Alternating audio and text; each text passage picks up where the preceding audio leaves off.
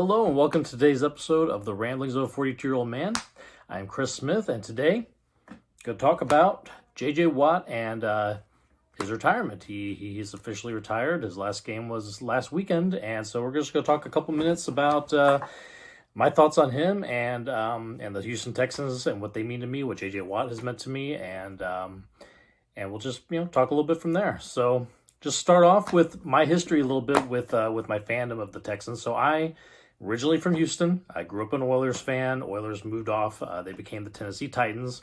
And I did try following them a little bit through Tennessee, pretty much until the Houston Texans were announced that they were going to be coming into the league. And so that was, I think the announcement was sometime in like 2000, maybe even earlier than that. But the official first season was in the 2002 season.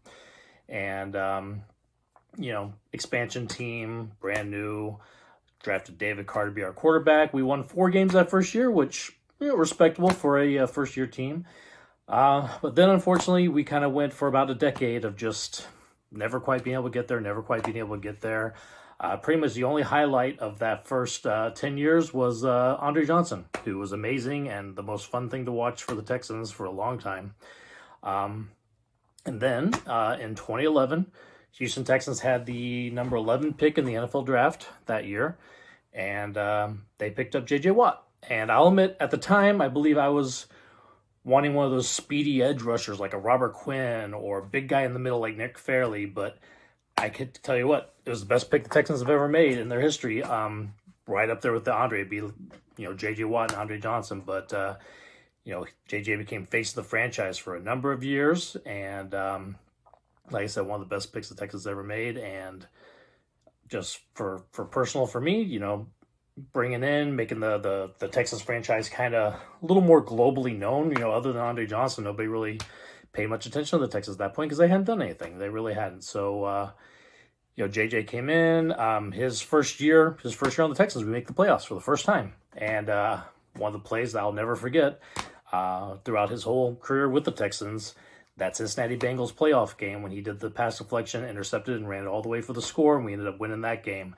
That'll be cemented in my memory for the rest of my life. So that's kind of how things started. So just a little background there on the Texans. I'll give you a little background on JJ. So obviously we drafted him in the 2011 draft, pick number 11 in the 2011 draft.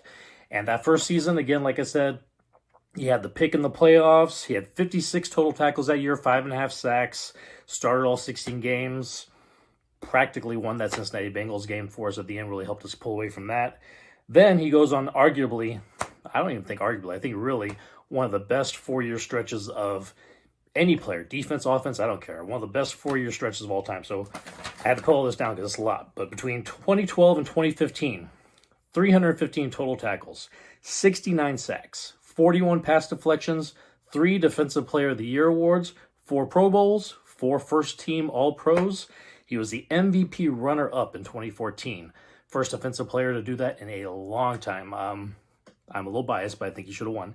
And also in that same 2014 season, he did a little bit of goal line offense for us, scored 3 touchdowns receiving to go along with an interception return touchdown, a fumble return touchdown. He had 5 touchdowns that year to go along with his 20.5 sacks. Just a really, really amazing year. Well, just for that 4-year stretch from 2012 to 2015 is almost impossible to beat.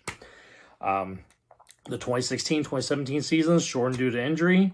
Only played 8 total games, but in there, he still made his presence known, not necessarily on the football field with the injuries, but Hurricane Harvey hit Houston really rough in 2017. And, he started this fund for relief and recovery efforts, and, he put $100,000 of his own money in it. I'm sure he was expecting, we'll get some money in there, we'll help out. We'll do. Thing bloomed up to $40 million almost. And he was able to earn the Walter Payton Man of the Year award. Not just because of that, he has his J.J. Watt Foundation as well for, trying to get outdoor athletic activities for kids who might not be able to do so. But this really cemented him as not only the face of the Texans franchise, but kind of the face of Houston sports, period. Jose Altuve was around that same time, kind of putting the Astros on the map as well. But then you had J.J. Watt with this just kind of really taking care of the city of Houston, and the city loves him for it.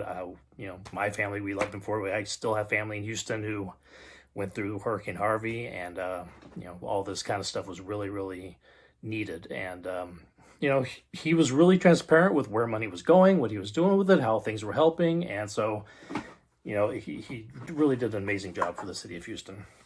So that 2016, 2017 seasons, not so much going on the field for him because of the injury shortens, but he comes back in 2018, has arguably one of the best comeback years I think we've seen, 16 and a half sacks in 2018. And so the period between 2018 and 2020, his last 3 years with the Texans, he had 2 full seasons, got 25 sacks, 16 of them in that 2018 season, got his 5th Pro Bowl, his 5th All-Pro Team award, or brought into, also in that 2018 season. And then unfortunately the Texans start kind of going through some rebuilding years, and